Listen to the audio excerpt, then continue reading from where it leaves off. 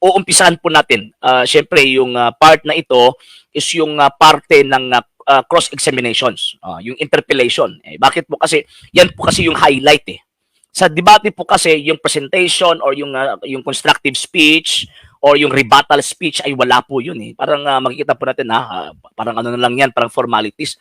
Doon po kasi yung highlight sa question and answer. Kaya nga po, yung pinagmamalaki ng mga sulpot, doon sila nag-highlight sa question and answer. So, yan po yung titinang po natin na mga argumento. Sir Jerry, Sir Jingle Maghanoy, Sir Prox Suson, Sir Dundon Trimidal from Port Newark, yun siya ni NJ Sir Dundon. Pasensya na po sir kasi hindi ko swito good evening po sa inyo mga sir. Okay, sige, continue po natin Ano po natin. Wag na po natin patagalin. Okay, sige po. Yung mga papasok, sige, mag-schedule po tayo kung papasok po kayo and mag-comment po kayo kung papasok po kayo sa program. Okay, sige. Padre Darwin, ningingon ka nga ang kahulugan sa Biblia imong gi-define ang term nga buong Biblia ang gi-compile sa Romano Katoliko and then it consists of Old and New Testament. Okay. Ang akong pangutana una sa tanan akong pangutana, matawag ba nimo Biblia kung New Testament lang? Okay. So, itong question ni Mr. Fuentes, gumagamit po siya ng tinatawag na leading question. So, yung leading question po niya, kasi ang plano po niya, hihilain po niya si Father Darwin doon sa tinatawag na particular part ng Biblia, which is the Old Testament. So, dito, valid ito nga na question. Valid ito na question na yung tanong po niya. Valid po ito na question. So, magiging hindi valid po ito kung iisa-isahin na po niya yan. Bakit po? Kasi ibang topic po yan sige po, iano po natin I-continue po natin. Yes or no? Unang-una, part of the Bible, not whole Bible. Yes, Mr. Moderator. Okay. Dito, klinaro ni Father Darwin na part of the Bible. So, ibig sabihin, nakikita ni Father Darwin ang pag-iisip ni Mr.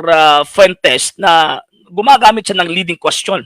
Ibig sabihin, parang pupunta na po siya sa misleading part ng argumento. Kung baga, kasi alam ni Father Darwin na pupunta po siya sa isang party lang. Then, continue natin. Rule po, according po dyan, meron po tayong categorical na yes or no. I want to hear the yes or no first and then explain, please. The question is categorical which calls for the answer yes or no. Again, matawag ba kinig og Holy Bible kung New Testament lang? It can be answered yes or no. Una, no. Tungod kay by definition, the Bible, the writings of the Old and New Testament, nasa dictionary po ito, standard dictionary, pwede tawagin natin part of the Bible, but not whole Bible. Dahil yung ating topic dito, kung ulitin natin, buong Biblia ang kinukumpile, not part, but buong Biblia, kapatid. Okay. So dito, puntos ito ni Father Darwin. Bakit po? Kasi kahit gumagamit ng leading question si Mr. Fuentes, pero binalik po niya yung tinatawag na esensya sa temang pinipirmahan po nila. So ang question ni Mr. Fuentes kung matatawag ba na Biblia kung New Testament lang or Old Testament lang, sabi ni Father Darwin hindi. Kasi by definition, sabi ni Father Darwin, by definition pag sinasabing Biblia composed of Old and New Testament. Pero hindi pwede nakapokus tayo sa iisa lang kasi ang topic, sabi pa ni Father Darwin, ang topic natin is about the whole Bible. So, ibig sabihin, pag magko-quote, so ibig sabihin, kung saan pa, nilalagyan niya. Nilalagyan ni Father Darwin ng higaan si Mr. Fuentes para hindi siya makapasok doon sa tinatawag ng argumento ni Mr. Fuentes na tatakbo po siya doon sa tinatawag ng pagcanon or compilation sa Old Testament. So, yan po mga sir So, yan po yung tandaan po natin. Kinaklaro po natin yung mga argumentong ito. Wala po tayong bias po rito. Tinitinan po natin So, valid po yung question ni Mr. Fuentes sa yung leading question po niya. Ang delikado po kasi dito yung follow-up po niya bakit po? Kasi yung leading question po niya, maghahatid po yun sa misleading argument po niya. Bakit po? Kasi ang nasa isip po niya, dadalhin po niya si Father Darwin doon sa particular part of the book. particular division of the book, yung tinatawag ng Old Testament, which is hindi po yan yung topic na pinirmahan po nila. Bakit po? Kasi compilation of the Bible, not the compilation of the Old or the New Testament. So yan po yung punto po dyan eh. Yan po yung punto po dyan eh. Okay, sige. Continue po natin. Alright. So karon kay part ra man siya, dili man siya buong Biblia, pangutana. Sa wala pa ang Romano Katoliko, doon na by Old Testament, yes or no? Okay, itong question na ito, it is a misleading question. Eh bakit po? Kasi tumutukoy po siya doon sa part lang ng tinatawag na Biblia. Bakit po misleading? Ang topic po kasi, the whole Bible. So, dapat doon siya nakafocus sa main topic kung paano na-compile ang whole Bible. Ibig sabihin, existing na po yung mga books. Nandyan na po yung mga books at ang ginawa ng Iglesia Katolika, Apostolika Romana, kinumpile, kinuha, kinulek at binigyan ng tinatawag ng canon before pa dineclare na ito'y tatawagin nating Biblia. Hindi po nila topic kung ito bang Old Testament existed na ba ito before the Roman Catholic Church. Oh, so dito pa lang is misleading misleading question na po ito eh. Sa first part ng kanyang tinatawag na question, so puntos po 'yon ni Father Darwin. Puntos po 'yon ni Father Darwin. Bakit po? Kasi nasagot naman po ng tama yung first question, yung first argument ni Mr. Fuentes. Sir Prince Rinal Oliveras, good evening sir. Sir Edito Balaba, yes sir, good evening po. Okay, so sige, continue po natin. Actually, natapos na sana yung first part, pero gusto ko pong iulit po yung argumento Answer nila. yes or no. Una, no. Tungod kay by definition, the Bible, the writings of the Old and New Testament, nasa dictionary po ito, standard dictionary, pwede tawagin natin part of the Bible, but not whole Bible. Dahil yung ating topic dito, kung ulitin natin, buong Biblia ang kinukumpile, not part, but buong Biblia, kapatid.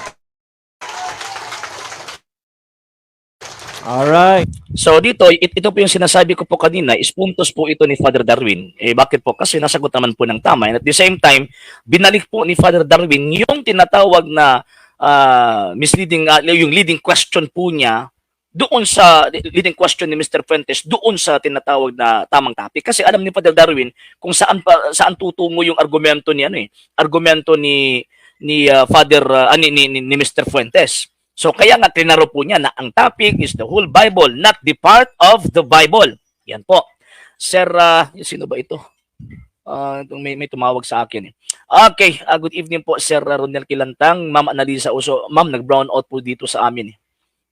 So ayun, mga 30 minutes siguro pa yung brown out dito. So ayun, nawala po kanina. Sir Learner IRS, good evening po sa inyo at sa inyo pong pamilya. Sir Cabanyero Ariel, good evening po. Okay, so dito, puntos ito ni Father Darwin. Hindi nakapuntos dito si Mr. Fuentes. So kung i-score po natin ito, kay Father Darwin is 1 na po yung score po ni Father Darwin. Doon kay Mr. Fuentes, syempre, hindi po siya nakapuntos, 0 po siya dito. So yung first question po niya,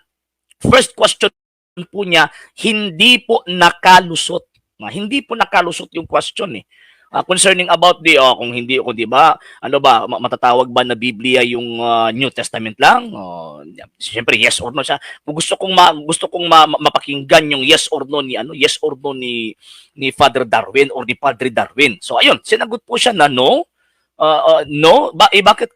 Kasi pinakita naman po niya na ang topic is about the Bible. Pag sinasabing Bible, composed of Old and New Testament. So tingnan niyo po yung follow-up ni Mr. Fuentes po rito. So karon kay part ra man siya, dili man siya buong Biblia, pangutana. Okay. Dito sa premise po niya, okay, part lang siya. So therefore, part lang siya yung tinatawag na New Testament, hindi po siya matatawag na Biblia. So diyan pa lang alam ni Mr. Fuentes na kung papasok siya sa part lang, so ibig sabihin outside the topic na po siya. irrelevant na po yung tinatawag na question po niya kung magpo-focus po siya doon sa particular part o division ng tinatawag na sacred scripture or tinatawag na Biblia. So diyan pa lang makikita natin na talagang meron pong intensyon na manlilin lang itong pastor na ito. 'Di ba? Mr. Legaspi, sabi pa niya, hindi po mataas yung pride po namin. Kinaklaro po namin kung talagang totoong panalo po ba kayo. At tinitingnan natin dito, iniisa-isa natin. Ito, first part lang po ito. Part 1 pa po ito. Bukas, magpa-part 2 po tayo. Yung si Father Darwin na po yung nagtanong kay Mr. Fuentes. Okay. So, kahit hindi po kami same ng stand ni Father Darwin in terms of tradition and liberalism, kasi traditionalist kami din sila, mga liberal. So, pero dito, basic truth po namin ito eh. Ibig sabihin, naniniwala si Father Dan at naniniwala kami na ang simbahang Katolika ang nag-compiled ng banal na kasulatan or Biblia. Kung walang Iglesia Katolika, wala po tayong tinatawag na Biblia. Sir Tata Hernani, yes sir, good evening. Walang punto si Pastor Dinha. Nagkamamo, maulagi, maogyod. Okay, ayos na sir, maulagi sir. Brown out lagi. Okay, yes po Sir Delphine Fabi. Good evening po sa inyo from Dumaguete. Sir Montenegro, boya tapos na yung debate pero ang wala makamove on ang mga Sabadista.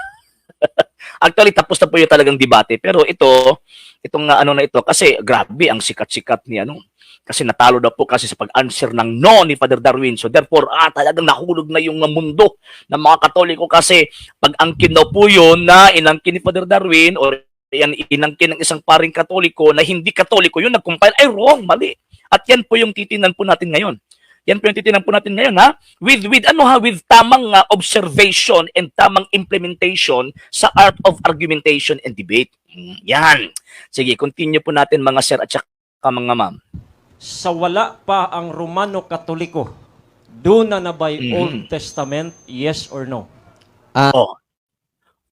Isa po itong tinatawag na misleading question. Bakit po siya tinatawag na misleading question? Kasi ang topic about the compilation of the Bible.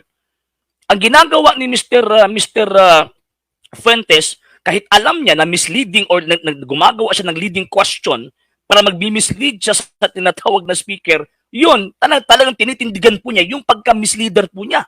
Bakit po? Kasi alam po niya na hindi po pwedeng mag-quote ka lang o mag-stand ka lang sa iisang part ng tinatawag na Biblia. Kasi ang topic is about the whole Bible.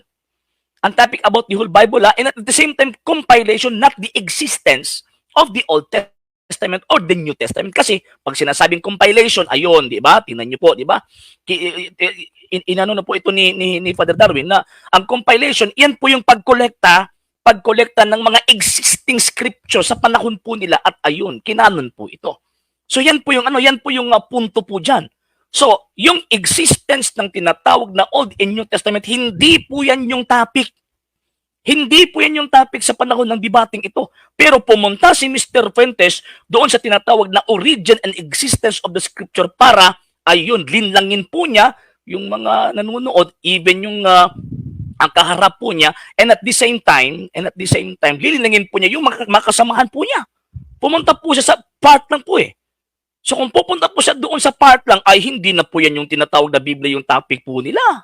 Di ba? Hindi po Biblia yung topic po nila, part of the Bible, and ibang topic po yun.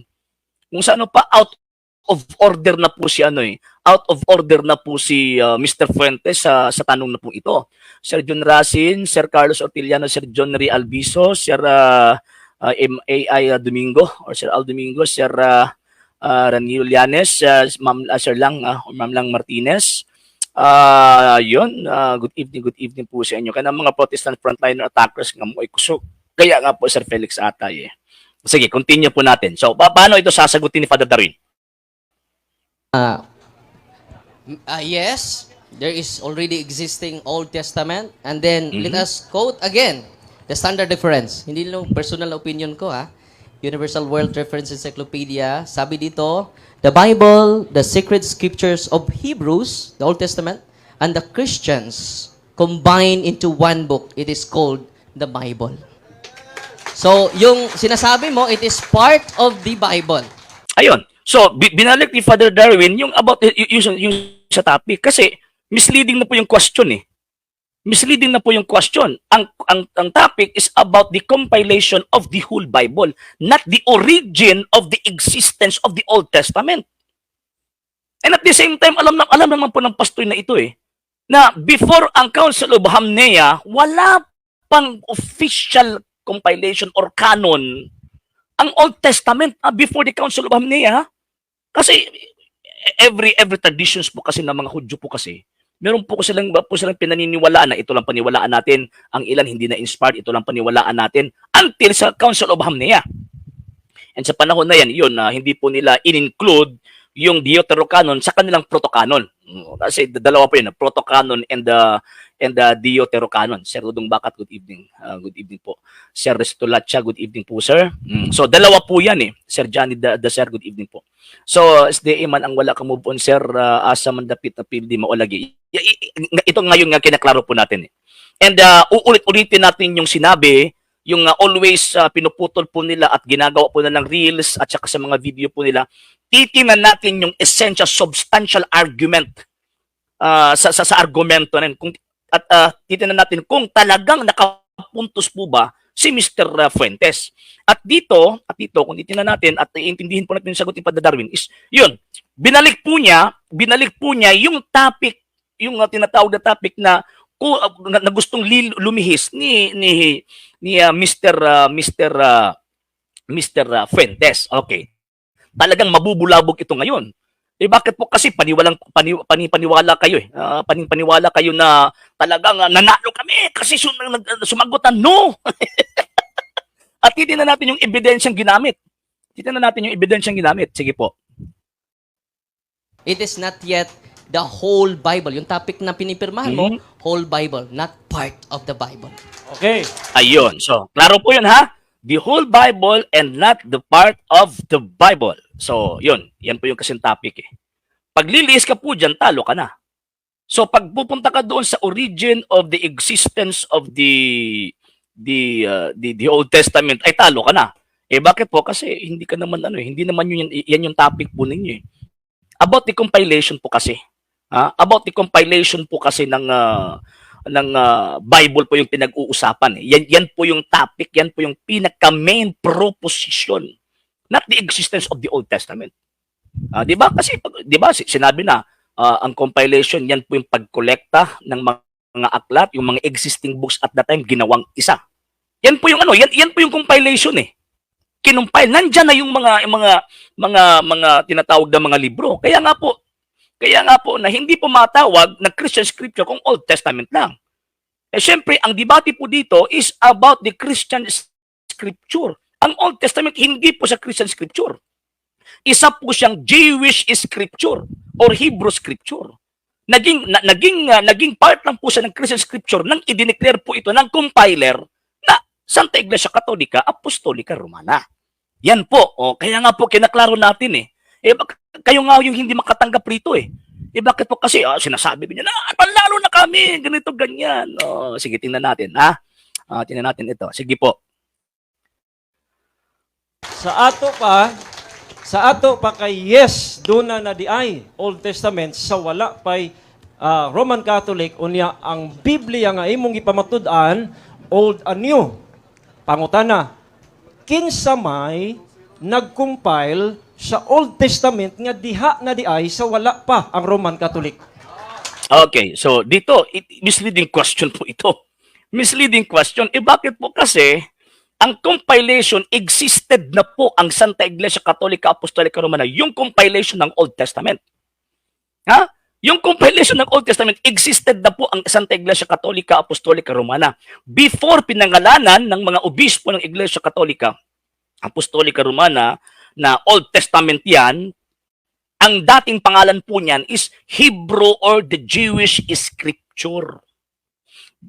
After kay Panginoong Jesucristo, 33 AD hanggang sa 90 AD, wala pang official compilation yung tinatawag na Jewish religion concerning sa kanilang sacred scripture. Kasi sa pagkakaalam po nila, ang sacred scripture po nila, nagbabase lang po doon sa mga tradisyon na pinaniniwalaan po nila. For example, itong mga Pariseo, yung mga sekta po nila, Pariseo, Sadduceo, yung mga Essenes, at iba pang tawag, yung mga yung mga sekta ng mga Hudyo po noon. Wala po silang official compilation, ha? Wala po. Even nga yung Septuagint version. Even nga yung Alexandrian canon na mas na Septuagint version, wala po eh. Wala pong official compilation po yun.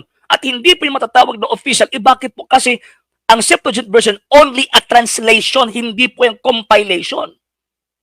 At ang ibinigay doon na itatranslate ng tinatawag na mga Hudyo, yan po yung pinaniniwalaan po nila na inspired. Pero kung sasabihin mo na officially compiled, hindi po. Wala po eh. Wala po. Wala po. So diyan pa lang si Mr. Fuentes, hindi ko po alam kung alam ba niya o kung hindi po niya alam, baka nagmamarunong lang. 'Di ba? Baka nagmamarunong na kung totoo na nandiyan niya ang Old Testament, ibig sabihin hindi Iglesia Katolika ang nag-compile po niyan. 'Di ba? Yan po yung nasa isip po nila. Pero ang topic about the whole Bible.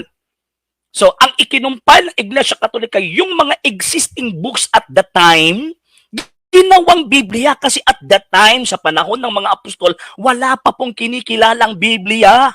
Wala pa po. Wala pa po. Diba? Wala pa po. Paano niyo i-reconcile po yan? Kung sasabihin po ninyo na nandyan na po yung kinumpile, yung tinatawag na Old Testament, bakit hindi ka nagpapamember ng Judaism? Diba? Bakit hindi ka nagpapamember ng relihiyon ng Judaismo? Bakit dyan ka nagpapamember ng Baptist Church? O itong mga 70 Adventist, bakit dyan kayo nagpapamember ng umaanib sa 70 Adventist? Na ang compiler, kung susundan po natin yung argumento na kung ang compiler, ang mga Hudyo, bakit dyan kayo umaanib sa mga sektang inaaniban ninyo na ang compiler pala ng Old Testament is yung mga Hudyo? Diba? So dyan pa lang talagang butas na butas po yung butas na butas po yung tinatawag na mga argumento po nila eh. Butas na butas po eh. Sige, mga sir, mga ma'am ha, yung mga questions po ninyo, i-reserve lang po ninyo mga sir ha, kasi nagre-reaction po ako ng video po ngayon. Pasensya na po mga sir ha, kasi may nagre-request po sa atin na kung pwede reactionan po natin ito. At hindi lang po iisa eh, yung last Thursday, Friday, Saturday, ang dami-dami po nagme-message po sa akin eh, na kung pwede reaction na natin ito. So dito, nakakommit si Mr. Fuentes dito ng misleading argument. Misleading argument. Ini-evade niya yung issue eh. Instead of doon siya magpo-focus sa compilation about the whole Bible, the Old and New Testament, na ginawang Christian scripture, ang ginawa po niya doon po siya sa origin ng Old Testament. At the same time, kiniklaim nila na Hudyo ang nag-compile. Pero kung sasabihin po natin na yung compilation, nangyari lang yung official compilation po nila, yung sa Council of Hamnea or the Palestinian Canon. Yan po. And kailan po yan nangyari? 90 AD. Patay na po ang Panginoon, umakyat na po sa langit. Di ba? Yan po yung yan po yung tinatawag na katotohanan eh. O sige, continue po natin. Salamat, Iksoon. So, ang term compilation, the one who gathers the existing books. Okay, so dito ha. So pag sinasabing compiler, yan po yung the one who gathers the existing book. O yan po yung dinefine na po ha. Dinefine na po yung word na yung tinatawag na compile.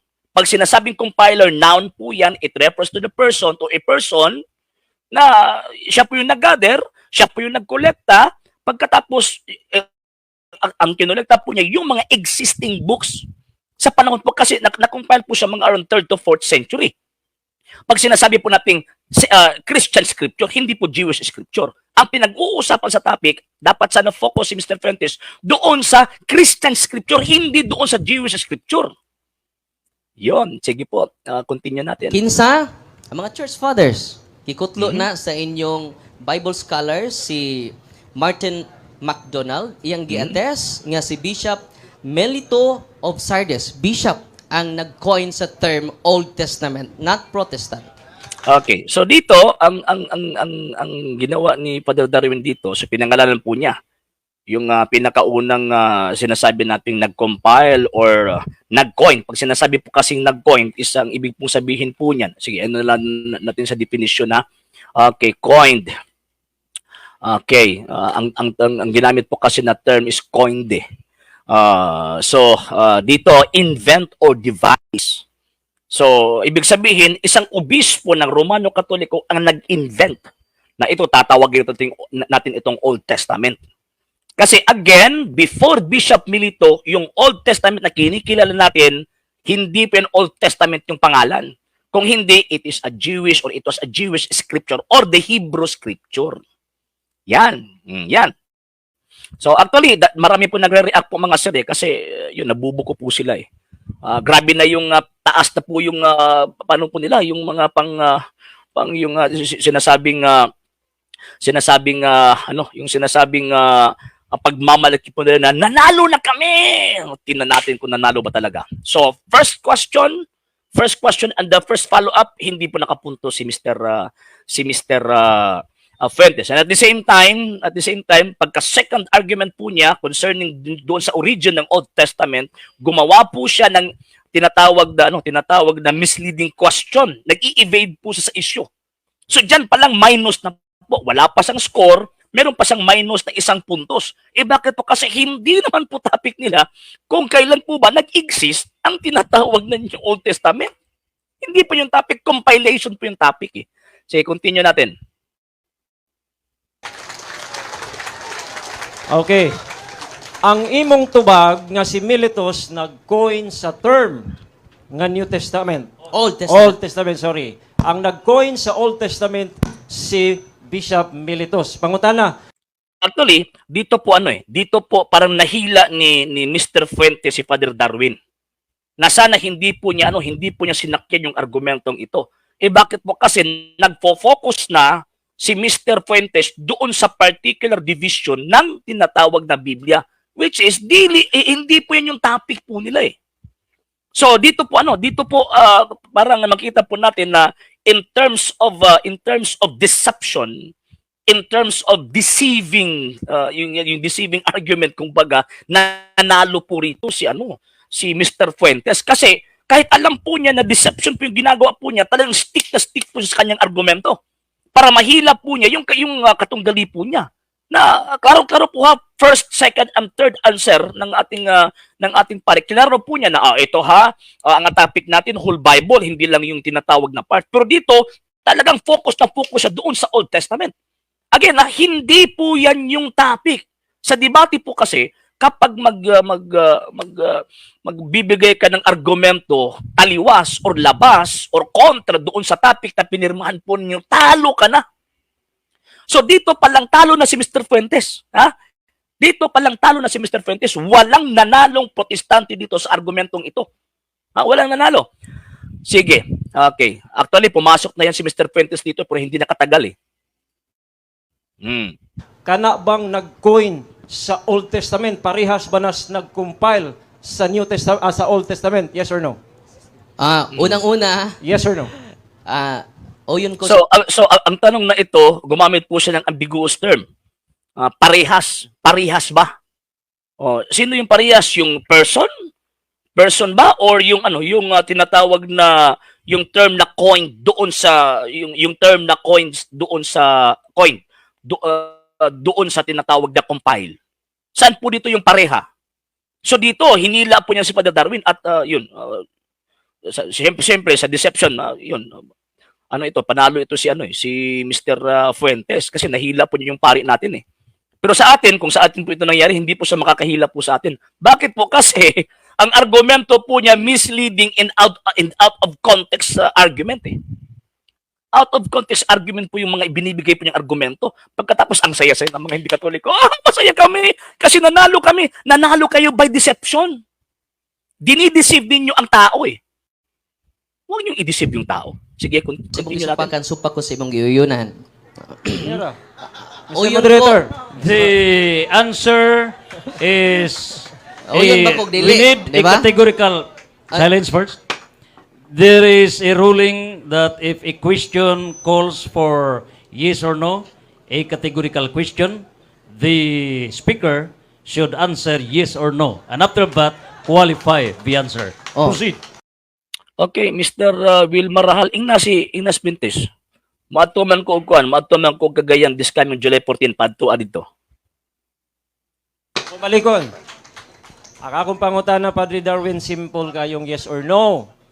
Parihas ba ang nag-compile sa nag-coin nga Old Okay. So dito, klaro na po niya. So nag-refer po siya doon sa person.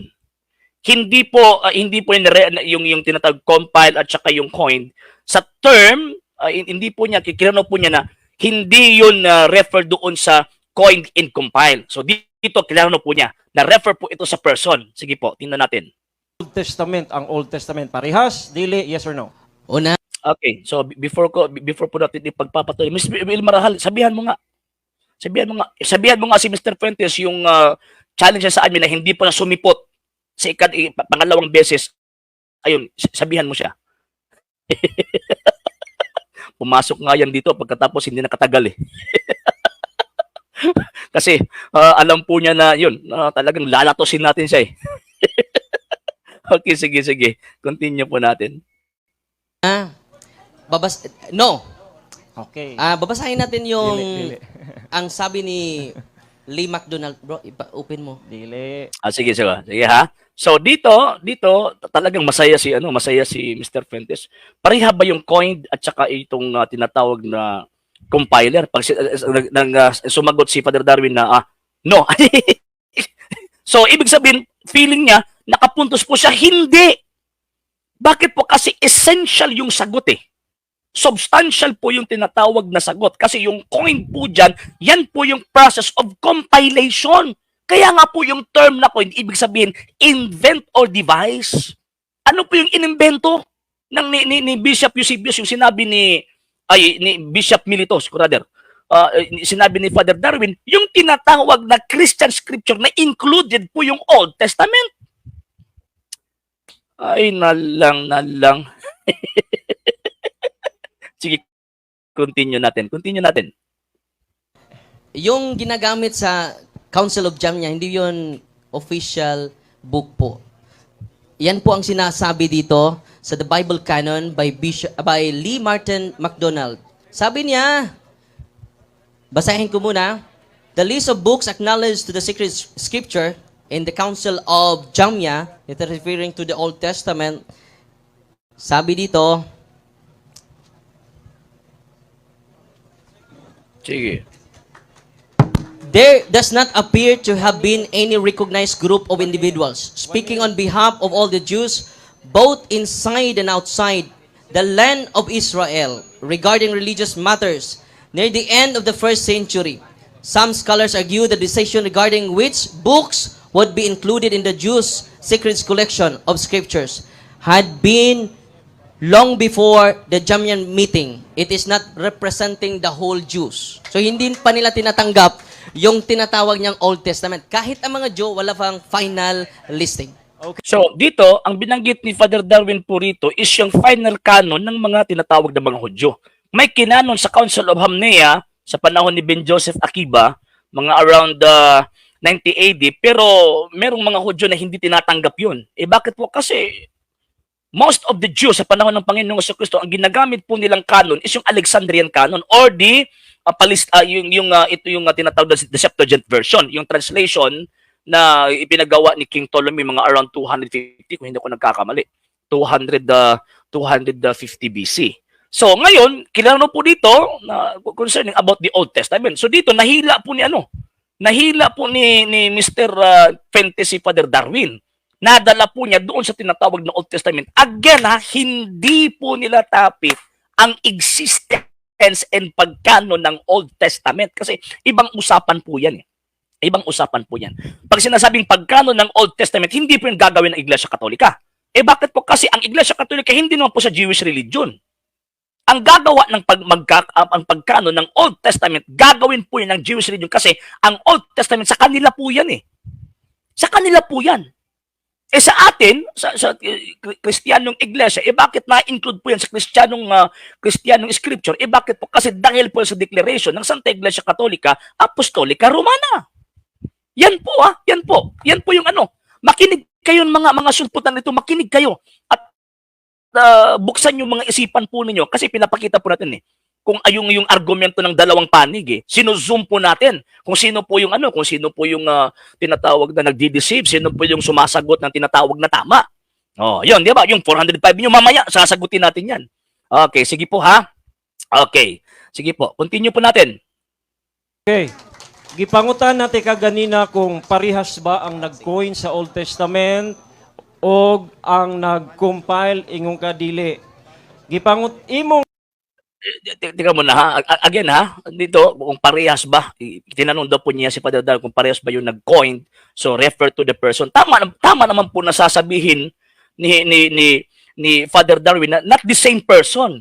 Eh bakit po? Kasi process po yan eh. Process po yan eh. Na-declare po yung tinatawag na Old Testament and New Testament na magiging official book ng Iglesia Cristiana around 3rd to 4th century. Yan po eh. So, ibig po sabihin, sa panahon ni Bishop Milito, binanggit po niya, pinakaunang nagbanggit concerning the Old Testament and the New Testament. At may binasa po si Father Darwin na reference. Ako, meron din po ako itong tinatawag ni IVP, Introduction to the Bible, at binanggit din po si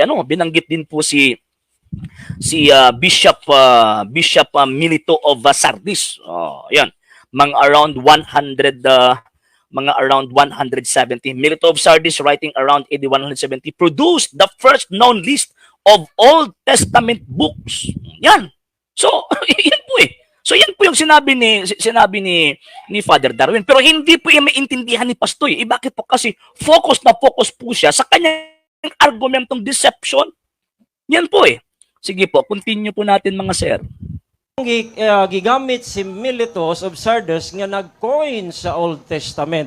So imo ba Pag sinasabi po kasi nag-coin po, kasi siya po yung unang nagbanggit ng word, and at the same time, unang nagbanggit ng tinatawag ng mga kasulatan na bilang paniwalaan, kasi hindi po siya official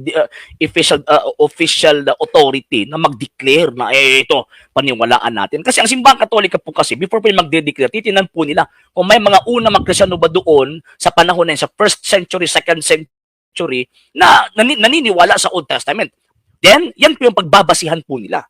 Yan po yung Iglesia Katolika eh. Pag magde-declare po yan ng isang dogma, ng isang tinatawag na declaration, may basihan po yan sa 1st, 2nd, and 3rd century. Kaya nga po, sa declaration ng 405, sa declaration ng from 405 to 415, siyempre 382, 384, si Pope Damaso, pagka 405, ibang mga regional councils and synods, then pagkatapos, yun, pinangingasawa niya na Pope Sericios, Papa Innocente. So, yung mga papa na yan, sila po yung nagpatuloy sa ginagawa ni Papa Damaso. So, yan po yan eh. Yan po yan. So, ibig sabihin, kung sasabihin po nila, nag-compile, ay mali. Diyan palang deceptive na eh. Bakit po? Kasi ang ginawa ni Bishop Milito, pagkilala na merong tinatawag na Old Testament. Bakit po? Kasi sa panahon po nila, wala pong official na declaration ang mga Hudyo concerning Old Testament. Yan po mga sir, yan po. Itong mga sulputan dito, hindi po nyo alam yung kasaysayan ng Biblia eh.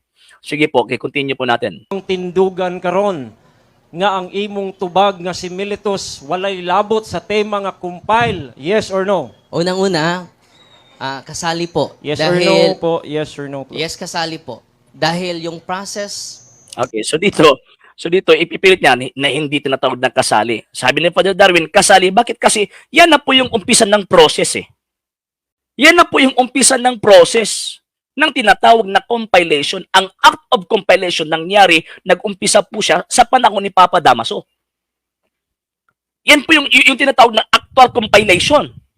Pero yung pagbanggit, yung tinatawag na pagpili ng mga fathers ng Iglesia Katolika, pagbanggit po nila sa mga aklat na ito bilang paniniwalaan ng Iglesia Cristiana, ay binanggit na po nila 1st and 2nd century pa.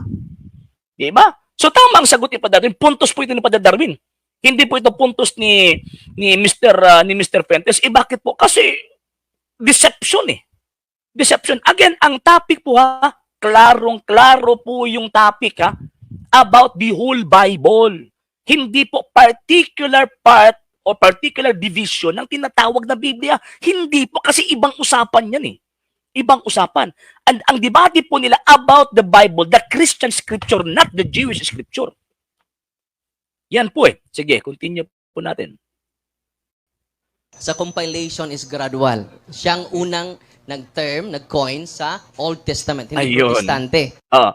Yan po yung sinabi ko po kanina. So ibig sabihin, ang process nag-umpisa na po. Ang nasa isip ni Mr. Fuentes, ipinipilit po niya na ang nag-compile si Bishop Milito. Di ba? Niyabag. bakit mo ako patitigilin dito, Mr. Ibalag? Kasi nasasaktan kayo. Pinapakita namin sa inyo na talagang manlilin lang kayo. Di ba? Mga bakakon mo eh. Ang amahan sa bakak mo nang yawa eh. So kinakaro po natin dito. So, yung sinabi ni Father Darwin, yan po yung sinabi ko po kanina. At yan po yung sinagot ni Father Darwin. Yung pag-umpisa ng tinatawag na process of compilation, nandyan na po. Pero yung actual compilation, nag-umpisa po siya sa panahon ni Papa Damaso I. Yan. Continue po natin. At meron din siyang own listing, own canon. So kaya nga naka-influence siya, nakatulong siya sa pagbigay official canon gradually sa official listing of inspired books in the Old and New Testament. Iwan ko lang kung naiintindihan ba ni Mr. Fuentes yung word na gradually. Pag sinasabi kasing gradually, yan po yung development kumbaga. So sila po yung tinatawag na parang nagkumikilala, then sila po yung binasihan ng Iglesia Katolika para sasabihin na itong Old Testament, tayo mga Kristiyano, dapat tayong maniwala. Yan. Yan po eh. Yan po yung punto po dyan eh. Pero again ha, hindi po Old Testament yung tinatawag na topic eh. Hindi po Old Testament po yung proposition eh. Ang proposition po kasi about the whole Bible, the Christian scripture, not the Jewish scripture. So ibig sabihin, pinakaunang lumihis po dyan si Mr. Fuentes. So talo si Mr. Fuentes. Kasi ang topic about the whole Bible, pagkatapos ang argumento po niya, yung existence ng tinatawag na Old Testament, ay talagang talong-talo po siya. Bangag lang po ang naniniwala na panalo po sila. Bangag lang po eh. Actually, ano po natin yung ano nila, yung parang pinagbabasihan po nila kumbaga. Okay, sige tingnan natin at panoorin natin. So yung sinasabi mo na Old Testament listing, meron ng listing. Pero ang official, the Old and New, yung topic natin eh. Hindi lang Old Testament. It is part of the Bible.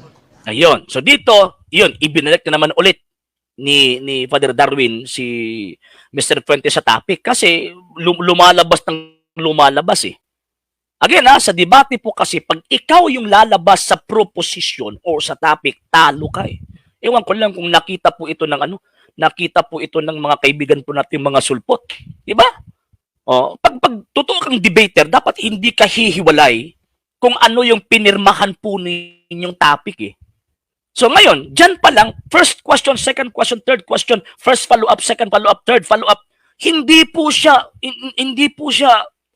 parang ang argumento po niya, hindi po tumugma doon sa tinatawag na proposition or topic eh. So ibig sabihin, dyan pa lang talo na. First round, second round, third round, wala na. Knock-out na kumbaga, dyan pa lang, kung yan po yung pagbabasya natin. Dito, zero pa si Mr. Fuentes, wala pang puntos. And at the same time, meron pa siyang violation. Ano po yung violation po niya? Evading the issue. Pangalawang violation po niya, gumamit pa po siya ng misleading and deceptive argument. Bakit po? Kasi again, na whole Bible po yung topic pagkatapos ang kanyang argument is about the Old Testament. Ay na lang. Diba? So yan pala makita na po natin kung sino ba talagang talo o hindi. Ito again, ang argumento po dito about the compilation of the Bible. Not the compilation of the Old Testament. Not the compilation of the New Testament. Sige po. Tingnan po natin. Po natin. Sige po. So, ang pinopromote ko, yung whole Bible, the Old and New. Patunayan mo na hindi nag-compile. Mamaya, Okay. ipakita mo yung mga ebidensya mo. Okay. Hindi din Katoliko na nag-compile. Time na daw, time. Okay. Sorry. Alright, so salamat sa imuhang sagot. So ngayon, next na tanong.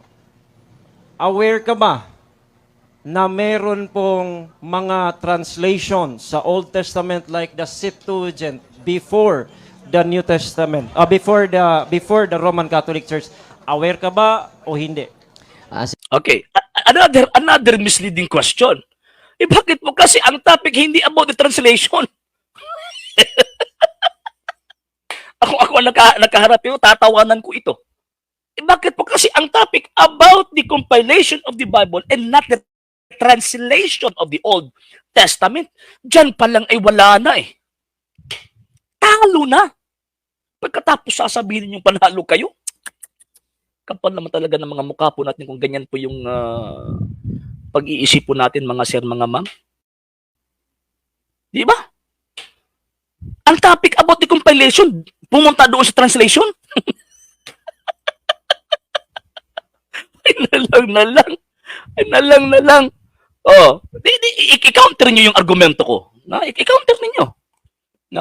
Kung i-counter niyo yung argumento ko, titingnan natin. And syempre, magka-counter din po ako. Di ba? Magka-counter din po ako. And gagamit din po natin yung tamang lohika. Dapat logical po yung dapat pag-counter po ninyo. Kasi pag illogical po yan, ay kumukontra po kayo sa Biblia. Kasi sabi ni San Pablo, in your conversation, you must be logical. So dapat logical po yung argument. Pag illogical ka, ay talagang nandideceive ka. Same sa ginawa ni Mr. Fuentes. Sige, tingnan natin. Sige. Sinasabi ko na kanina na it is referring to the Old Testament. So ang topic natin, ang topic natin is whole Bible. It is part of the Bible. Okay. Ako nakaharap nito, papagalitan ko ito. Ano ka ba? Alam mo ba talaga makipagdebate? Ang topic natin is about the whole Bible. Pagkatapos pupunta ka doon sa tinatawag na compilation of the Old Testament. Sabihin mo muna ngayon, natalo ka na, pagkatapos pupunta tayo kung sino nag-compile sa Old Testament. Yan po yung, ay na lang itong mga, so, dyan parang natatawa ako sa argumento ni Mr. Fuentes eh. Hindi, itong mga minions si Mr. Fuentes ay talaga, grabe, panalo na kami. Panalo sa yung baga, nagikan sa pagsugod at paghumano kami puntos. Si Father Darwin, meron ng 2 top points. Siya, wala pang puntos, meron pang violation. Di ba? Meron pang violation. Another violation po ito about the translation of the Old Testament. Hindi. Hindi po yan pwede. Sige, next argument. We focus on the compilation, not to the translation. Yun. So who Correct. compiles the Bible? We never, the central idea is all about compilation, not translation. So it Correct. is, So dito so paulit-ulit from the very beginning of the answers or the reply of Father Darwin to the questions of Mr.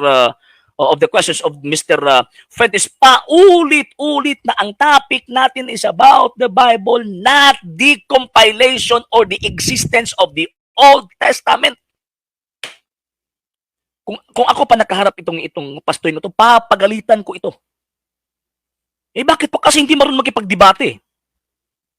Sige, continue po natin. a side topic. All right. So sa ato pa, okay. Kung walay labot ang translation now, I want to ask you, mahimo bang maka-translate kung walay gi-compile nga Old Testament? Mahimo dili? Unang-una, Okay, itong question na ito, isa po itong tinatawag na fallacy of non sequitur. Ang dami-daming i-translate pero wala pang tinatawag na compilation. For example, the Septuagint version. Wala pang compilation ginawa ang mga Hudyo noon. Sino pinagpa-translate sa Hebrew scripture patungo doon sa Greek? Ang mga Hudyo ba? Hindi. Ang nagpa-translate isang paganong tinatawag na emperador o paganong hari, si King Ptolemy. Sa 250 BC, wala pang compilation po doon. Wala pang official canon po doon. Ay na lang. So diyan pa lang sa question, kung ako actually si Father Darwin, isang pari po kasi. Sa akin, non sequitur. It does not follow. Kasi ang dami-daming tinatawag na translate sa tinatawag na Christian scripture and the Jewish scripture na hindi po in-include or hindi pa nangyari yung tinatawag na pag-compile or pag-canon.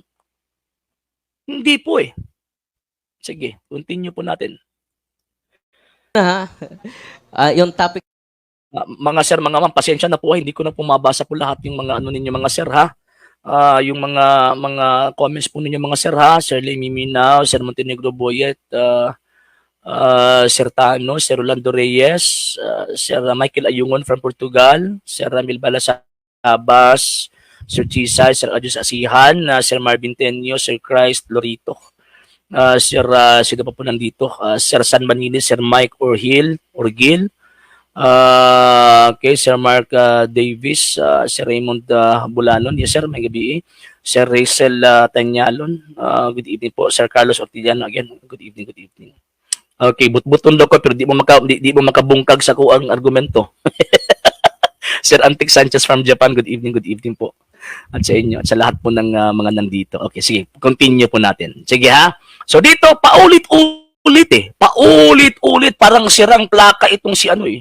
Parang sirang plaka ito si Mr. Fuentes eh. Paulit-ulit sinabi ni Father Darwin. Ang topic natin ha is about the Bible, about the Christian scripture, not the Jewish scripture. Pag sinasabing Christian scripture, yan po yung Biblia na pinaniwalaan natin na composed of Old and New Testament. Yan po. Sir Almer Impit, Sir Prince Bandulon, okay, Sir Pretty Marshall, Sir RG Solasco, Sir Babit Piligro. Kaya nga po sir, Sir Mark Anthony Hora, Sir Andrew Disem, yun, kaya nga po eh. Sir Aristeo, sino pa, Sir Almag, Sir Agion Ernesto, Sir Stanley Early Likay, at lahat po nandito, good evening po sa lahat. Okay, sige, continue po natin mga sir. Ha? Actually, part 1 po ito. Ang part 2 po bukas, iisa-isahin na naman natin yun. Yung mga tanong ni Father Darwin kontra kay Mr. Fuentes, iisa-isahin natin ha. Sige nga po, tingnan natin. is compilation, not translation. Yeah. So, No. Mr. Moderator. Nasasagot pa ako, Mr. Moderator. Objection, wala pong sige, categorical lang nadinig ko. Okay. So, my question is simple na dahil hindi raw translation, ang tanong ko kasi, because the point is, Mr. Moderator, meron ng Old Testament na parte ng Biblia. So I want to ask, Dito, di ba? Grabe ang tigas-tigas ng utak eh. Ang topic is about the whole Bible. Nagpo-focus sa Old Testament. Evading the issue na eh. Evading the issue. Number two, meron pa siyang tinatawag na non sequitur, fallacious argument na non sequitur. It does not follow. Ha? Hindi po yan basihan na kesyo, dinatranslate, meron ng compilation. Hindi. Ang lahat ng na-compile na i-translate ito, pero hindi lahat ng na-translate na i-compile ito. Ang dami-dami mga aklat ng Old Testament na hindi na-compile pero na-translate eh.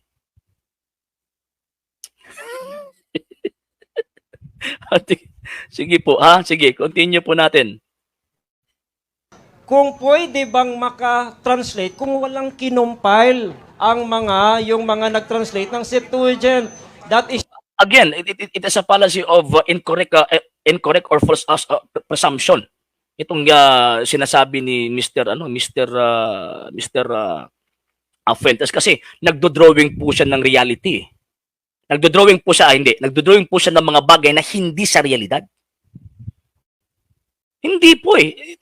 Non sequitur po yan eh. Non sequitur. Sige. still compilation. So, can they translate without the books being compiled already? Yes or no? No. Objection, Mr. Yeah. Moderator. Hindi, at ang central idea is compilation, not translation. So, binabasa ko ang kahulugan ng compilation. It is gathering of existing books.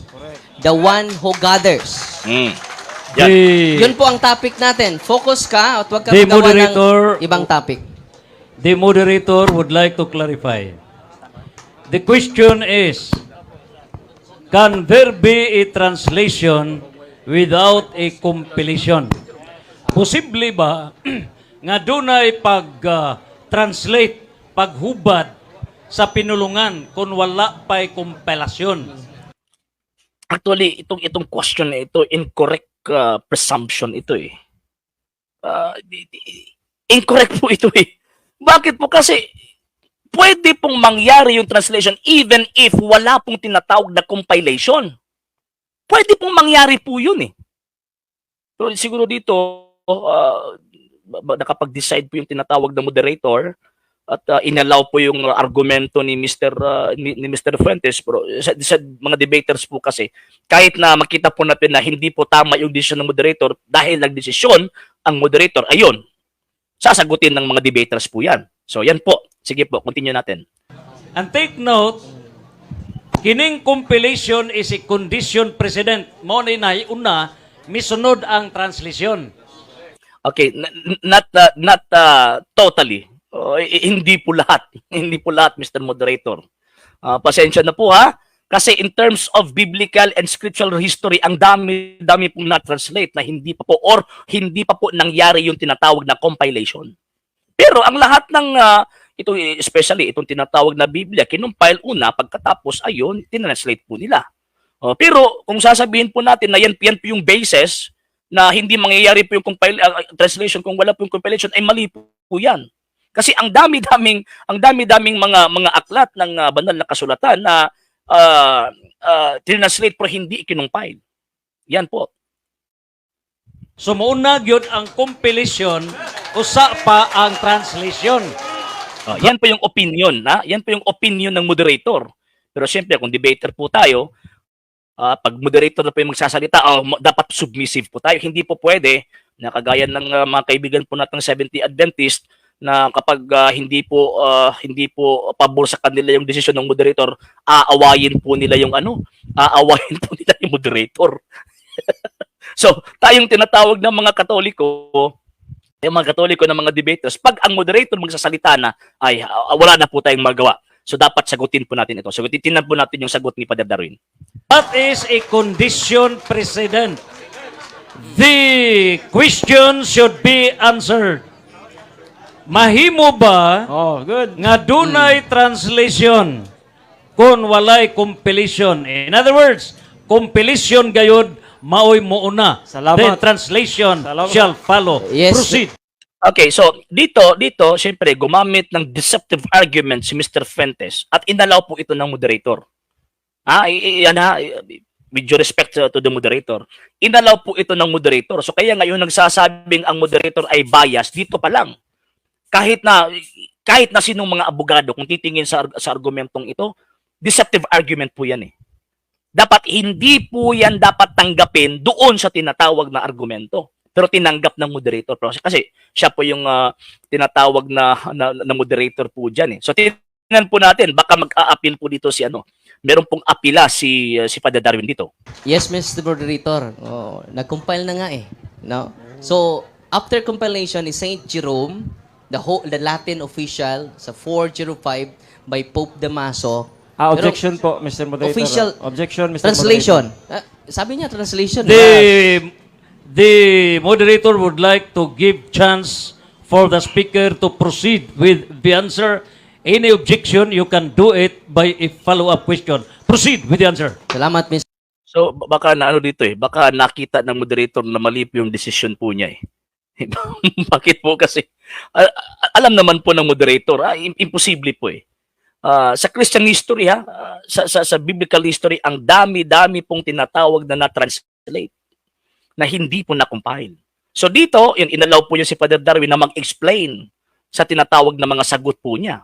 So proceed po natin. Mr. Moderator. So, Sige, ano po natin ito, ha? Sige po. Yung sa mga ngak-ngak po dyan sa comment section, pasok po kayo, sir. Pagkatapos, i-rebut po ninyo yung mga argumento ko po. And titingnan po natin siyempre, kung mariribat po ninyo yung argumento ko, yun, pwede po tayong mag-concede. Kung baga, sige, tama ka. Sige. Pero, pag hindi ninyo maribat, ayun, ngak-ngak lang kayo ng ngak-ngak, wala kayong tinatawag na ebidensya. Yan po yung link. Pasok po kayo, mga sir. Okay, continue natin. in-establish ko na ang nag-compile ay ang Catholic Church. Pero pupunta siya sa translation eh. Pero susundan natin. Sino ang nag-official translate? Hindi din protestante. Ang isa sa mga pari sa Katoliko, Latin Bible of the Roman Catholic Church, the Vulgate, or the Common Bible as it is known. which has been approved and protected by popes and church councils down to this day. Saint Jerome, the man who would make this Latin Bible. 13 Kisam ni si seconds. Saint Jerome, the father of the Roman Catholic Church. Actually, ang sagot po dito ni Father Darwin, ang rombo po niya, kumbaga, ang focus po niya is about the Bible. So yung sinasabi po ng translation, so nag-focus po siya doon sa topic, sa proposition about the whole Bible. Ang nasa isip ni Mr. Fuentes, doon po siya kumuha ng argumento po niya sa translation ng Septuagint version before pa ang New Testament. So outside the topic po yan eh. Outside the topic.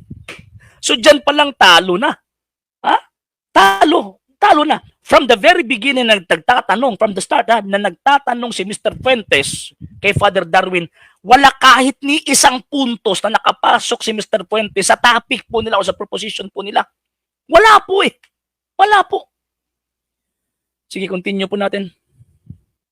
So, hindi pa rin protestante ang nag-translate. Oh, Mr. Moderator, pwede na noon mo object nga human na siya tubag. Okay, so yung sa mga sigignak-nak niya, pasok po kayo.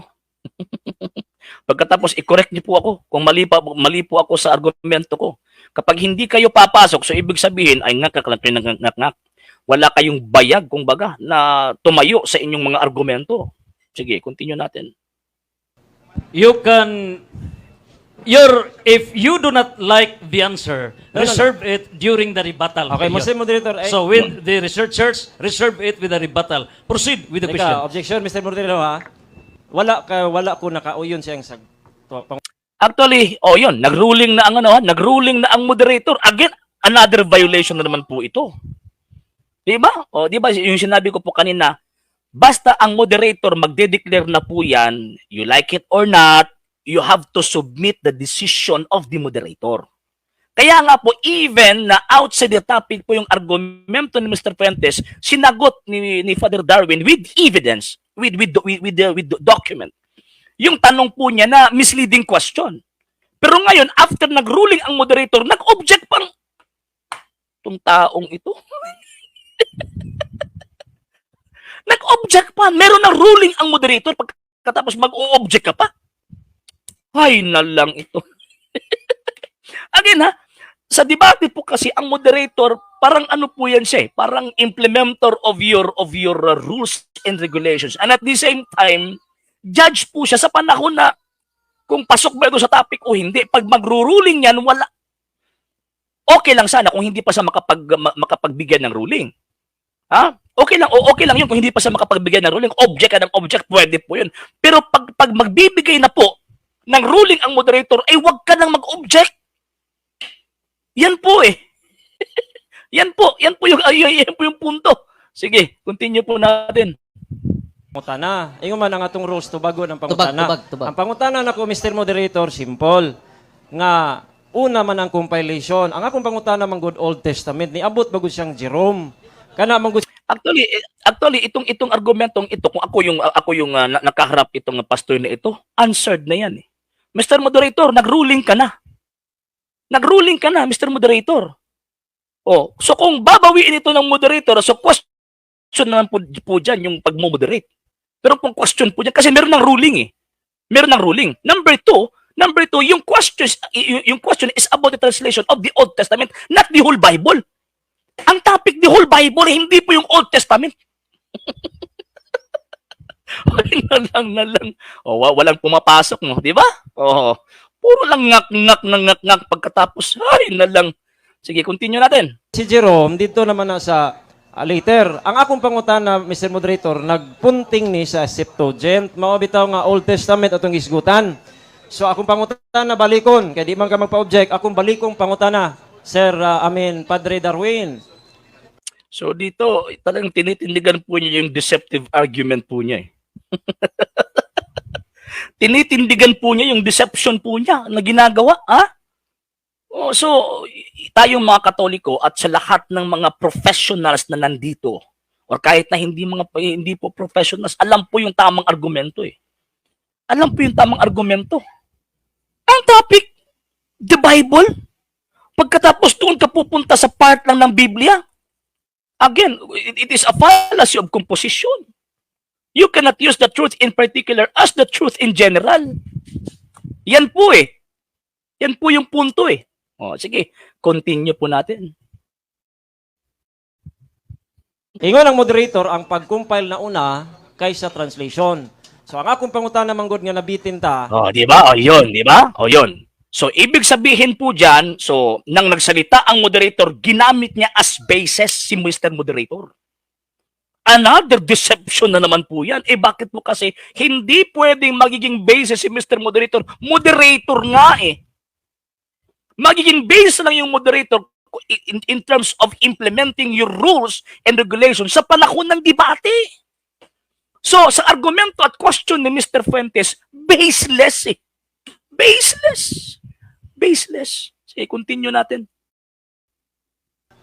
pwede bang i-translate ang wa pa na-compile nga Old Testament? Pwede o dili? Unang-una, objection Mr. Moderator, nag-focus Yun. siya sa Old Testament lang. Alam ko naman ang sagot Yun. niyan. Pero hindi Yun. yung topic eh. Old and Yun. New Testament compilation. Ayun. Not Okay. the compilation of the Old Testament. Ayun. O, di ba? Yan yung topic eh. Yan yung topic. For example, ang topic natin is about this book. About this book, for example. Ang nasa isip ni Mr. Fuentes, sinong gumawa niya ng cover? Saan galing yung papel? Hindi ganyan eh. Hindi po ganyan. Hindi po ganyan, argumento. Ay na lang. Talagang. Ano? Sige, continue Is natin. it Ang Objection? topic natin, balik Objection. tayo sa topic, Mr. Moderator. Objection yun, Mr. Moderator? Patunayan. Bago, Objection tapos yun? mo Okay. na ako. Natapos Ayun, parang nahihilo si Mr. Fuentes rito. Karong-karon na kasi sinasabi na objection, Mr. Moderator. Balik tayo sa topic. Yan po yung argumento ni Father Darwin. So dito parang nawala sa sarili si Mr. Fuentes. Ano yun? Objection yun? Objection? So pagkatapos sasabihin nila na si Father Darwin yung nataranta. Kung makikita natin dito, siya po yung nataranta eh. Bakit po? Kasi objection na nga. Objection, Mr. Moderator. So sa kanya, objection ba yun? Objection? Ay, na lang. Sige. Continue po natin. Objection yun? objection. Muna ako. Sagot, Oh. oh. Objection. Objection. Objection. The question is it possible to translate without having compiled the books? Yes. Posible ba nga ma-translate ang maong balaang kasulatan nga wala pa kini ma-compile? So, you may answer yes or no Yun. and justify the answer. Nag-objection ako, Mr. Moderator. Ayun. Ang topic natin, balik tayo sa topic para hindi tayo maligaw. Ayun. Ang topic natin, patunayan ko na Iglesia Katolika ang nag-compile sa buong Biblia. Iyon. Yan po yung inuulit-ulit po natin sa reaction na ito. Inuulit po natin kasi you cannot use the argument na saan galing yung Old Testament, sinong nag-compile sa Old Testament. Hindi po yan yung topic eh. Hindi po yan yung topic. Hindi po. Hence po yan, hindi. Hindi po yan yung topic. So dapat hindi po yan tanggapin eh. And even the moderator, pag nag-object na po ito, babasahin yung topic. Bible yung topic, may nakalagay ba dyan na focus tayo? Or yung Old Testament, kinumpile ng Iglesia Katolika? Hindi po yun yung topic eh. Particular po yung topic, Bible. Bible po yung topic na include yung New Old Testament dahil Christian scripture na po siya. Pero hindi po topic dyan kung kailan at sino ang nag-compile ng Old Testament. Hindi. Hindi po. Sige, continue po natin. He is counter referring to objection, Mr. the Okay. Old Testament. Hindi ko naman pinatunayan na ang nag-compile sa Old Testament ang Iglesia Katolika. Correct. Ayun! Diba? Yan yung punto. Yan yung pinaka-point dyan. Hindi yan yung topic. So itong mga sulpot na ito in terms of logical argument, hindi po sila mananalo eh. Pero in terms of deceptive argument by deception, ay talagang mananalo po ito. Kaya nga itong mga bangag na nandito na nagko-comment na kaparehang pag-iisip ni Mr. Fuentes, ay talagang nanalo kami. By deception, yes. By deception. By deception po ha. By deception. Ibig pong sabihin, nanlilin lang po itong mga taong ito. So ibig sabihin, alam naman po natin kung sino po yung ama ng mga sinungaling. Di ba? Ang ama ng mga sinungaling, ang demonyo. O ito yung ginagawa po nila. Di ba? O tingnan nyo, di ba? For example, merong mga exorcist. Ano ang ginagawa ng mga exorcist? Merong tanong ang mga exorcist, ang gagawin ng demonyo, titingnan yung kasalanan ng exorcist. Yan. So, uniform po siya ng argument eh. Uniform po siya ng argument. Sige, continue po natin. Dito, Counter objection. tapusin muna ako, Mr. Moderator. Okay. Dito, the Bible, the sacred scriptures of the Hebrews, Old Testament, and Christian combined into one book. It is called the Bible. So, ang pinatunayan ko dito, Mr. Moderator, before you give ruling, Yun. pinatunayan ko, ang Actually, yan yung tama eh. So, mangyayari po yung tinatawag na objection before ang moderator magbibigay ng ruling. Pag ang moderator makapag-decide na, ay wala ka nang magagawa dyan. Para po yung Supreme Court, final and executory, kumbaga. Yan po eh. Yan po yung tinatawag na argument, yung tamang argumento po diyan. Hindi po kagaya ng Mr. Fuentes, kahit na nag-ruling na yung moderator, nag-o-object pa. Kala ko ba marunong makipagdebate? Sige, continue natin. nagkumpile sa buong Biblia. Hindi ko pinatunayan ang nagkumpile sa Old Testament ang Roman Catholic Church. Roll pa ka. Buong Okay. Biblia. Mo roll na ka o counter pa ko. Before, Okay, sige. take note in the ruling for a debate. Both parties dunay the main issue of the debate. O dunay sub-issues. So the main, please listen. There can be no solution if we will never respect and listen. Amen, amen. Sige. The main issue of the debate, pamatudan nga ang simbahan Katoliko o Roman Catholic Church maoy nag-compile sa tibuok Biblia. Yon. So, maoy nag-compile sa tibuok Biblia. Wala gingon nga, maoy nag-compile sa Old Testament. Sige, continue natin. The verb, ang action word, which is the main subject of the debate is compilation. Correct. Compilation. Now, ang pangutana sa Pika side is translation. Ang main issue is compilation, not translation. Ayun. So, dito, kung titinan po natin din po yung ano ng moderator, dito, binawi ng moderator eh. Yung first ruling po niya kanina about the translation, binawi po niya. Eh, bakit po? Kasi alam po niya na mali po yun eh. Sige. Yun, binawi po If niya. you want for a debate on translation, you can set another debate on translation Ayun. of the Bible. Yun. So, baka sasabihin na naman po nila na bias ang moderator. So, yan, ruling na po yan ha. So, ibig sabihin, wala na pong mag-o-object po dyan kasi meron na pong tinatawag na ruling ang moderator. So, ibig sabihin, final na po yan and executory, hindi na po yan mababali. So, dapat mag-iibang tanong na po siya. O, tingnan natin. Kung mag-iibang tanong po ba, tingnan natin.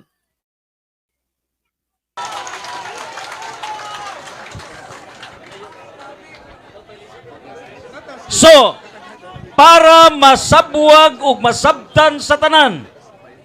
You may have, pwede ka magmusit sa part 2, issue on translation. And for this purpose, niini karon focus lamang sa tema on subject matter. The verb is compilation. Dapat sana syempre yung subject, yung tinatawag na compilation. Then ang object po diyan is yung Biblia. So pag sinasabi po kasing Biblia, hindi ka pwedeng magpo-focus lang sa Old. Dapat dalawa po 'yan, Old and New Testament. And syempre kung compilation, existing na po 'yan. Before the compiler, nandyan na po yung tinatawag na existensya ng aklat. So ibang argumento na po yung origin and existence of that book compiled. Yan po yan po sana dapat yung pag-iisip po natin, dapat yan po sana. Sige. Reserve for your rebuttal if you have something to rebut. Okay? So proceed on the issue of compilation. Alright. So the next question ta.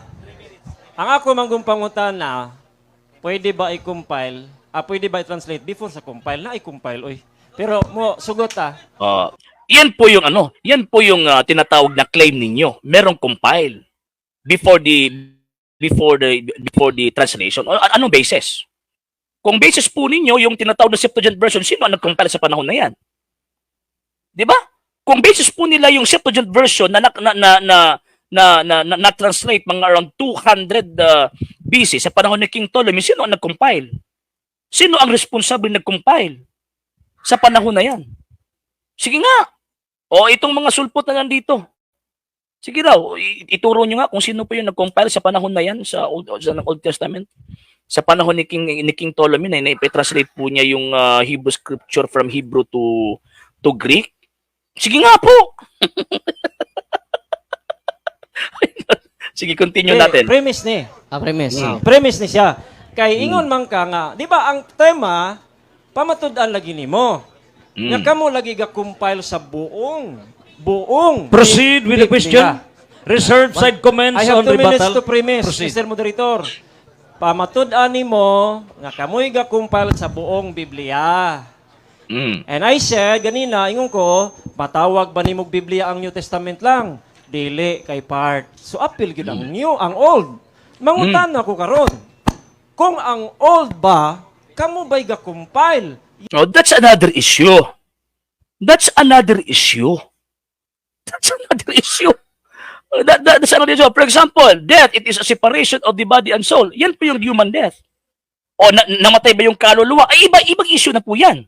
Kung namatay ba yung kaluluwa o hindi. Same din po sa argumentong ito. Ibang issue na po yung kung sino yung nag-compile yung Old Testament. Kasi sa panahon ng ng simbang Katolika, existed na po yung tinatawag na Old Testament sa panahon na yan. Kaya nga kinumpile eh. Kaya nga naging tinatawag na Christian Scripture. Bakit? Kasi sa authority na ginamit ng Iglesia Katolika para maniwala or paniwalain ang lahat ng mga Kristiyano na ang Biblia ay sinulatang salita ng Panginoong Diyos, included doon ang Old Testament. Yan po eh. Kasi kung doon ka lang magpo-focus sa Old Testament, bakit hindi ka nagpa-member doon sa Jewish religion? Di ba? Ay, nalang. Sige. Yes or no? Natin. No. Dito ha. Sige. Ito po yung inuulit-ulit po nila eh. Inuulit-ulit po nila eh. Sige ha. New, ang Old. Mangutan ako karon. Kung ang Old ba, kamo ba'y ga-compile? Yes or no? Okay. So, ang question, misleading question. Bakit po? Kasi hindi yan yung topic eh. Hindi yan yung topic. Yan po yung sinasabi nila, nanalo kami kasi sinabi ni Father Darwin na no, hindi Iglesia Katolika yung nag-compile. Ang tanong is about or was about the Old Testament and not the Bible.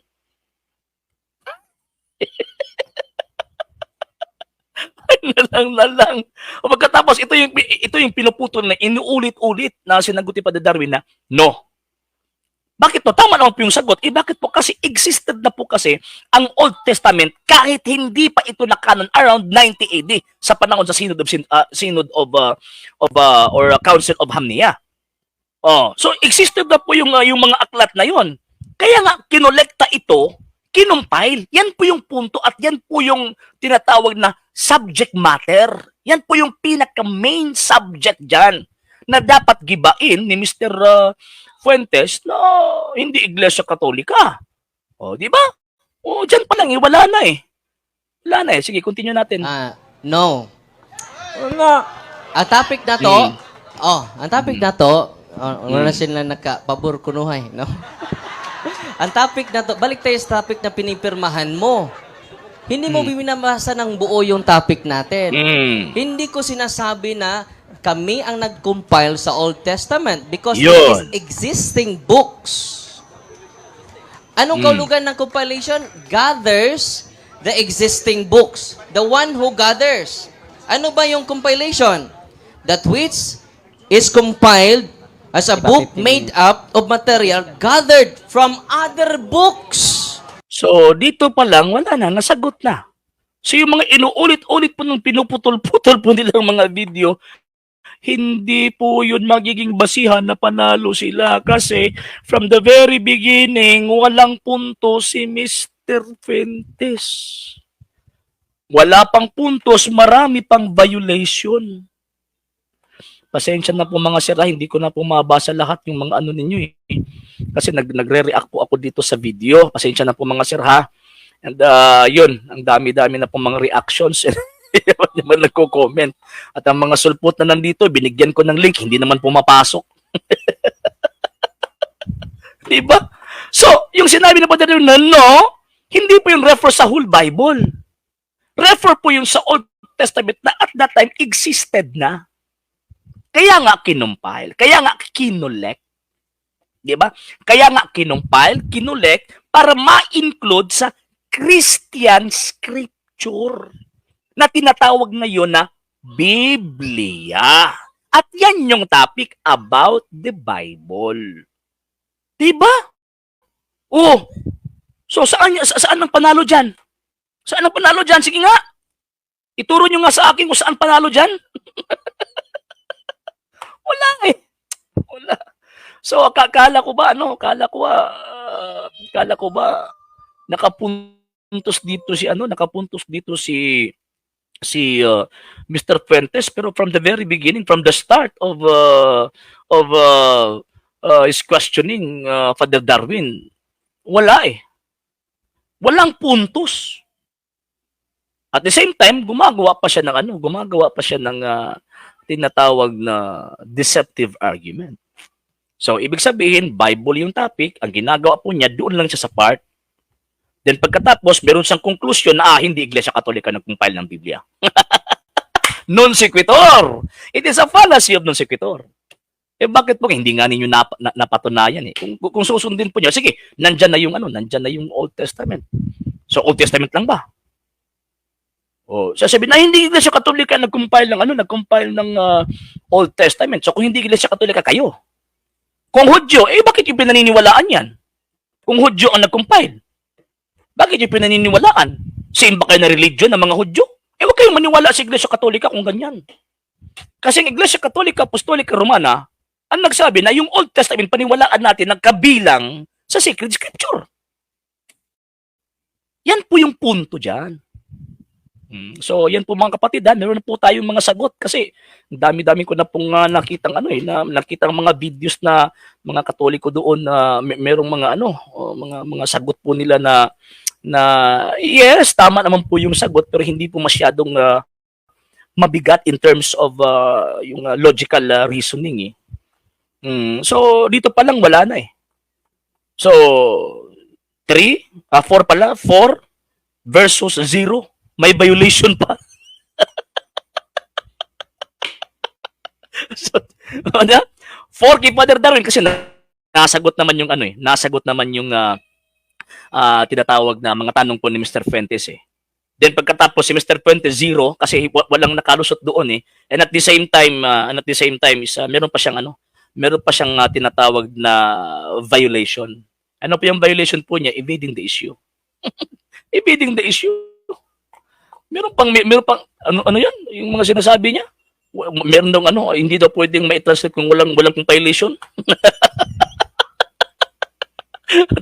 Ay, nalang yun. Sige, actually, last, ano na po ito eh. Last 3 minutes na lang. Sige po. Kaya nga, dinidefine ko muna ang 43 term seconds. compilation para meron tayong common understanding. Hindi yung translation. Pupunta na siya sa translation. At yung Bible is consist in the Old and New Testament. Basahin natin ang tema natin, buong Biblia. So yung ina-highlight mo is part of the Bible, not whole Bible. So dito, talo. Dito sa puntong ito, talo si Mr. Fuentes. So diyan pa lang wala na eh.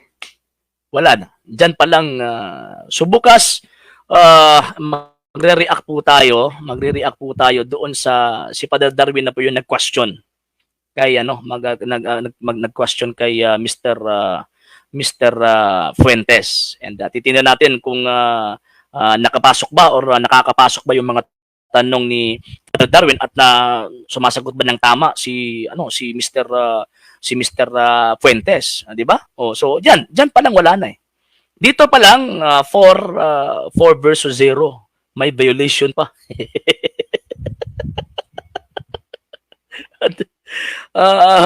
Again, kahit hindi po kami same ng stand ni Father Darwin concerning tradition and liberalism, kasi mga liberal ito sila eh. Pero sa amin po kasi is same level po kami in terms of basic informations and doctrine ng Iglesia Katolika. Kasi malalim na po kasi yung liturgy, theology ng ecclesiology, malalim na po yan eh. Pero dito po tayo sa basic. Ang Iglesia Katolika nag-compile ng Biblia. So dito po tayo. So dito hindi po nakapunto si Mr. Fuentes. Hindi po nakapuntos. Kahit na nga yung New Testament, kung sasabihin sino nag-compile sa New Testament, out of topic yan eh. Dito lang tayo sa Biblia. Sino ang nag-compile? Sino ang nag-identify or nag-distinguish sa Old and New Testament, or meron siyang distinction, and at the same time sino ang nagbigay ng authority to declare that book na paniniwalaan natin na inspired written word of God. Yan. Yung sinasabi niyong si Pope Damaso, ang dali-dali po niyang sagutin. Sa totoo lang po, ang dali-dali po niyang sagutin. Pero sagutin niyang argumento na yan. Bakit po? Kasi alam po natin kasi yung proseso eh. Bukas, titingnan natin. Ewan ko lang kung meron pa bang tanong ito. Meron bang papahabol na tanong ito si Fuentes? Ang akong pangutana nga kamo ba'y ga-compile sa Old Testament ingon siya? No. Sa ato pa, ang imong tema nga tibuok Biblia dapat di ay ang imong gi-compile New Testament lang. Tinatawag po itong it is a fallacy of composition. You cannot use the truth in particular as the truth in general. And at the same time, pag sinasabi pong tinatawag na compilation na paniniwalaan ng mga Kristiyano, ay hindi po dapat tayo maniwala doon sa mga Hudyo. Bakit po? Kasi hindi po magkapananampalataya po na magkasano yung mga Hudyo eh. Itong pag-iisip, itong mga taong ito, may mga diferensya. Tama, mali. So una, balik ko na po na to ang term compile. What is a term compile? Gathering existing books. No? Yun ang kahulugan ng compile. Ato nga tapukon ang existing books. No? Yun. Muna ang kahulugan sa compilation. Iyang gi-gather ang existing book. Pastorian, unawain mo maigi ang term compilation.